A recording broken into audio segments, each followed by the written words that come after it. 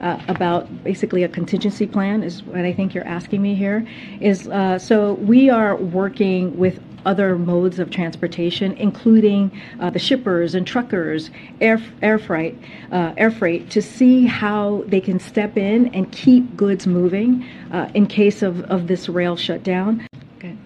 On the inflation report that came out today, the president is promising the Inflation Reduction Act will do just that and bring down costs.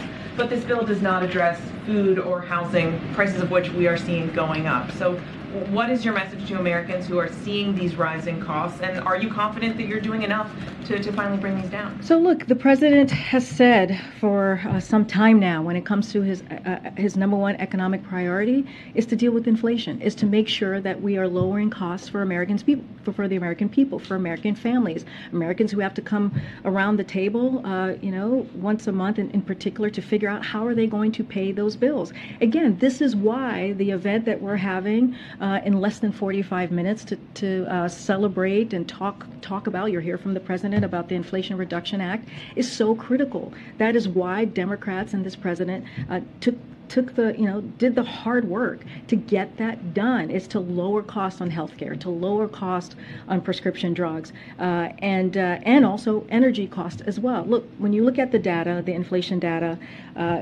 we're seeing more progress bringing global inflation down in the U.S. economy, as I just stated moments ago. Overall, prices have been essentially flat in our country these last 2 months. That is welcome news for American families.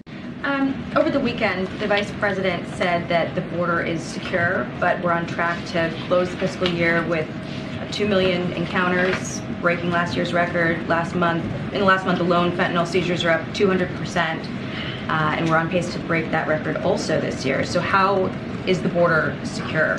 So we see record seizures of fentanyl at the border, so we're actually catching fentanyl before it enters the country. So that's how we see that. Look, as far as the border, we're taking unprecedented action.